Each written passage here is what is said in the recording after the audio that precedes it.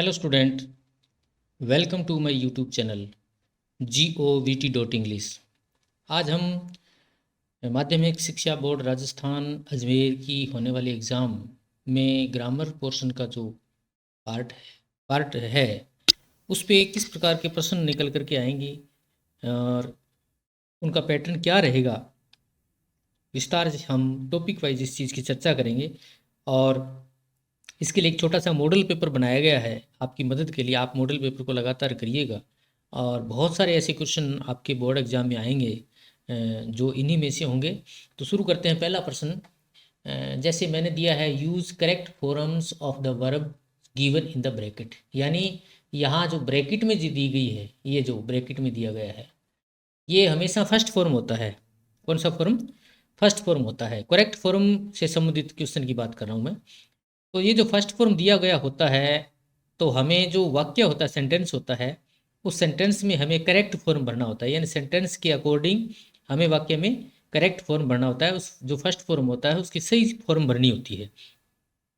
तो इसके लिए मैंने कुछ हिंट्स आपको दिए जिनको आपको याद कर लेना है, और उन हिंट्स को देख करके, उन इशारों को देख करके आप अपने ये जो प्रश्न है करेक्ट फॉर्म से संबंधित प्रश्न बड़े इजीली, बड़ी आसानी से आप क्लियर कर सकते हैं।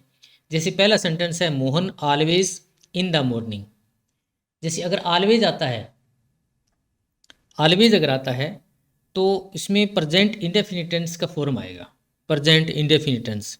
और प्रेजेंट इंडेफिनिट टेंस में क्या है, एक वचन के साथ में SEIS लगता है। एक वचन अगर करता है तो वर्ब की फर्स्ट फॉर्म के साथ में SEIS लगता है, और अगर बहुवचन करता है तो सीधी फर्स्ट वर्ब की फर्स्ट फॉर्म लिखी जाती है। जैसे मोहन यहाँ एक वचन है और ऑलवेज आ गया, तो इसका मतलब विजिट के साथ में विजिट्स लिखेंगे आप, विजिट्स S जोड़ के लिखेंगे ऐसे। तो यहाँ ऐसे लिखेंगे, Mohan always visits in the morning. Okay. और दूसरा सेंटेंस है, my friends A cricket match at this moment. ये एट दिस मोमेंट सब देखो आप, और यहाँ वर्ब की फर्स्ट फॉर्म है वॉच। वॉच का मतलब देखना, वॉच बोलो, वॉच बोलो, जो भी है। अगर इस प्रकार से सेंटेंस आता है और दिए गए वाक्य में अगर एट दिस मोमेंट आता है, एट दिस मोमेंट, तो ये आता है प्रेजेंट कंटिन्यूस टेंस में। तो आप कर्ता के हिसाब से प्रेजेंट कंटिन्यूस टेंस की फॉर्म भरोगे। प्रेजेंट कंटिन्यूस टेंस में एक वचन के लिए इज का प्रयोग होता है, इज और वर्ब की फर्स्ट फॉर्म के साथ में ING। अगर कर्ता आई है तो M और वर्ब की फर्स्ट फॉर्म के साथ में ING। और अगर कर्ता बहुवचन है तो RARER और वर्ब की फर्स्ट फॉर्म के साथ में ING, फर्स्ट फॉर्म के साथ में ING। इस प्रकार से लिखा जाता है। जैसे माई फ्रेंड्स है तो लिखेंगे ARER और वॉचिंग के साथ में ING, ING। दोबारा बता दो उसको, इसको दोबारा कैसे लिखेंगे, my friends are watching a cricket match at this moment. इस प्रकार से ये सेंटेंस कंप्लीट हो जाएगा आपका। तीसरा सेंटेंस है, the students Khalistan extra classes for a month because the syllabus was incomplete. ये ब्रैकेट में दिया गया फर्स्ट फॉर्म। अब देखो ये सेंटेंस कुछ अजीब सा है, और ये परफेक्ट कंटिन्यूस टेंस से संबंधित सेंटेंस है। Perfect continuous tense, perfect continuous tense. Okay. तो देखो यहाँ तक अगर ये सेंटेंस होता ना, यहाँ तक, तब हम इस बात का फैसला नहीं कर सकते थे कि ये प्रेजेंट परफेक्ट कंटिन्यूस टेंस है या पास्ट परफेक्ट कंटिन्यूस टेंस है या फ्यूचर परफेक्ट कंटिन्यूस टेंस है। कोई यहाँ निश्चित नहीं दिया गया है इतने में। लेकिन इसके साथ में दूसरा पार्ट दे गया, बिकॉज द सिलेबस वाज, या वाज आ गया। वाज का मतलब होता है पास्ट टेंस, वाज का मतलब पास्ट टेंस। तो हम ये समझेंगे कि वाक्य का ये पार्ट भी पास्ट टेंस से संबंधित है। और पास्ट टेंस से कौन से पार्ट से? पास्ट परफेक्ट कंटिन्यूस टेंस से संबंधित।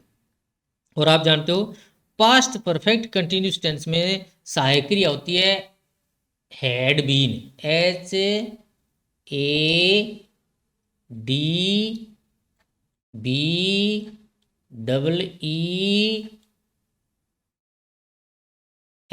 Had been, had been, HADBEEN, had been, यानी हैड बीन और वर्ब की फर्स्ट फॉर्म के साथ में ING।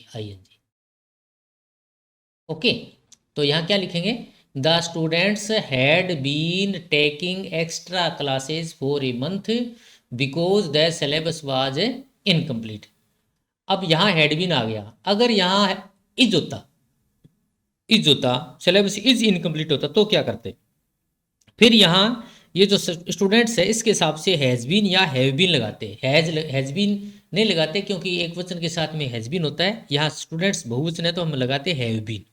लेकिन अभी क्या करेंगे, students had been taking extra classes for a month because the syllabus was incomplete. तो यहाँ हैड बीन और यहाँ लगा देंगे टेकिंग, ये जो टेकिंग है ना यहाँ लगा देंगे। ओके, चौथा सेंटेंस है the my mother prepaid food after my father Khalistan for from office.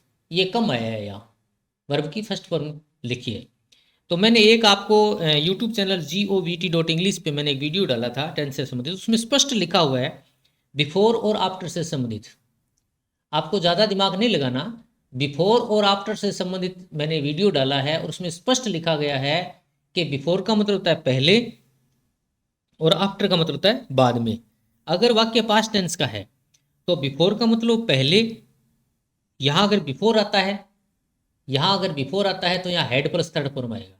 क्या आएगा, हेड प्लस थर्ड फॉर्म, और यहाँ आएगा सेकंड फॉर्म। अगर यहाँ आफ्टर आता है तो यहाँ सेकंड फॉर्म और यहाँ हेड प्लस थर्ड फॉर्म। जैसे यहाँ आफ्टर भी लिखा हुआ है और प्रीपेड यानी सेकंड फॉर्म भी लिखी गई है, तो यहाँ क्या लिखेंगे, my father had come. Okay, come यहाँ फर्स्ट फॉर्म और थर्ड फॉर्म तीनों एक जैसी होती है, इसलिए इसको थर्ड भी मान सकते हैं। तो माई father had come from office, इस प्रकार से हैड और कम लगा दें, हैड कम। ओके, तो इस प्रकार से 4 सेंटेंस आपके कंप्लीट हो गए। अगला सेंटेंस देखते हैं, री right the following sentences by changing into indirect speech. यानी यहाँ 4 वाक्य दिए गए हैं, इनको आपको इनडायरेक्ट स्पीच में चेंज करना है। तो स्टूडेंट्स देखते हैं क्या है, my friend said to me, my friend said to me do you live in this house. तो ग्रामर के नियमों में मैंने आपको यूट्यूब चैनल govt.english में बहुत अच्छे से बताया है। यहाँ अगर प्रश्नवाचक चिन्ह आता है तो यहाँ सेड टू को आस्क्ड कर देंगे। क्या कर देंगे, आस्क्ड, ASKED। तो यहाँ तक जो सेंटेंसेस को चेंज करेंगे, माई friend asked me, my friend asked me, asked की स्पेलिंग ASKED, आस्क्ड मी। अब यहाँ देखो, यहाँ अगर WH वर्ड है तो WH वर्ड उसी को रखा जाएगा। अगर यहाँ हेल्पिंग वर्ब है तो यहाँ इफ लगाया जाएगा। क्या लगाएगा, इफ लगेगा यहाँ, इफ, IF। ये कोमा और ये इनवर्टेड कोमा दोनों को हट जाएगी, दोनों हटा देंगे इसको। Do you live in this village, इसको चेंज करेंगे अपन, सिंपल सेंटेंस में चेंज करेंगे।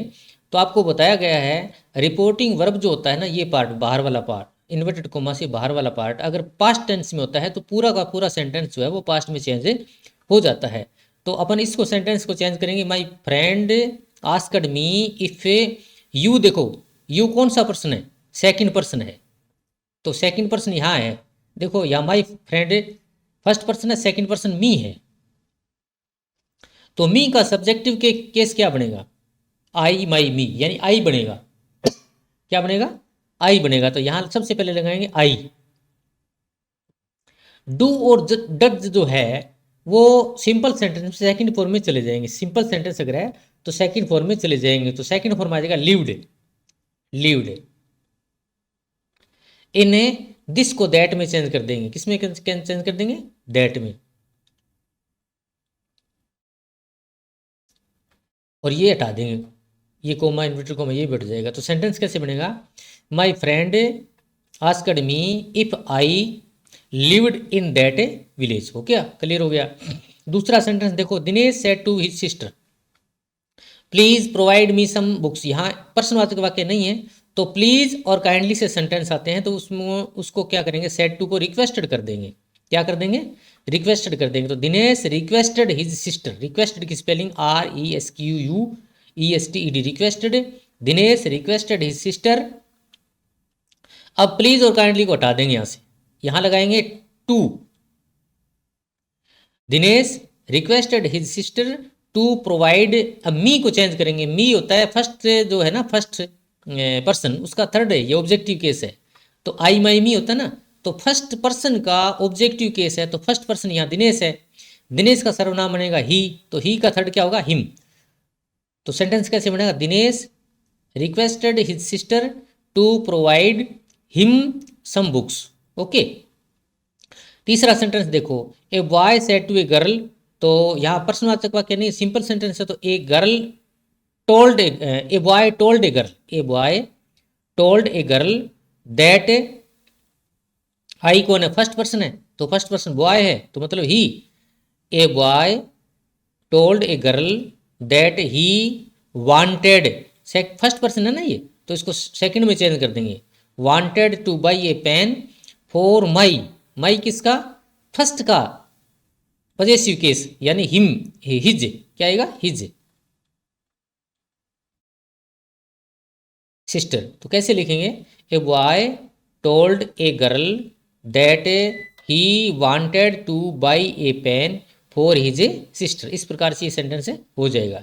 चौथा सेंटेंस देखो, Shyam said to Ram, Shyam said to Ram children like to play. अच्छा, ये सिंपल सेंटेंस है, तो Shyam told Ram, Shyam told Ram that children liked to play, liked, क्योंकि चिल्ड्रन जो है वो थर्ड पर्सन है, तो यहाँ दैट लगा देंगे, और चिल्ड्रन लाइक्ड टू प्ले, इस प्रकार से सेंटेंस कंप्लीट हो जाएगा। आगे चलते हैं पैसिव वॉइस में, change the following sentences into passive voice. Passive voice में कैसे चेंज करेंगे, टीचर टॉट अस इंग्लिश, यहाँ देखो डबल ऑब्जेक्ट है, अस भी ऑब्जेक्ट है, इंग्लिश भी ऑब्जेक्ट है, तो टॉट सेकंड फॉर्म है ना, ये सेकंड फॉर्म, तो आपको बताया गया है अगर सेकंड फॉर्म हो यानी पास्ट इंडेफिनिट टेंस हो तो पास्ट कंटिन्यूस टेंस की सहायक क्रिया लगाएंगे। तो अस का ये अस जो है यूएस अस, अस का बनाएंगे सब्जेक्टिव केस, यानी सब्जेक्टिव केस बनेगा वी, वी।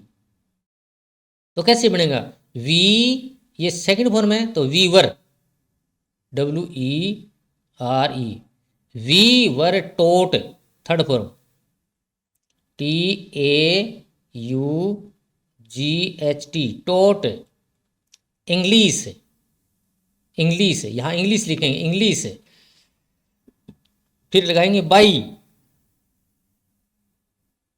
टीचर। ओके, कैसे लिखेंगे, we were taught English by teacher, इस प्रकार से हो जाएगा। इस सेंटेंस को देखो, we are playing games in this, sorry we are playing game in the school ground, तो यहाँ सब्जेक्ट वी है, ये हेल्पिंग वर्ब आ गया, प्लेइंग आ गया, गेम आ गया, बस इतना से मतलब है अपने को। तो यहाँ सब्जेक्ट कैसे बनेगा, गेम आएगा सबसे पहले, गेम इजेमार है ना, तो इजेमार में क्या लगेगा, प्रेजेंट कंटिन्यूस टेंस है, तो is being, am being, are being लगेगा, तो एक सॉरी गेम एक वचन है ना, game, game is being, PEING, game is being played, game is being, game is being played, इसकी थर्ड फॉर्म आएगी, played in the school ground by, we का क्या हो जाएगा, अस। ऐसे दोबारा बताऊं, game is being played in the school ground by us, इस प्रकार से हो जाएगा। तीसरा सेंटेंस देखो, my mother had cooked food for the guest, ठीक है, तो फूड तक आएंगे अपने, तो क्या लिखेंगे, फूड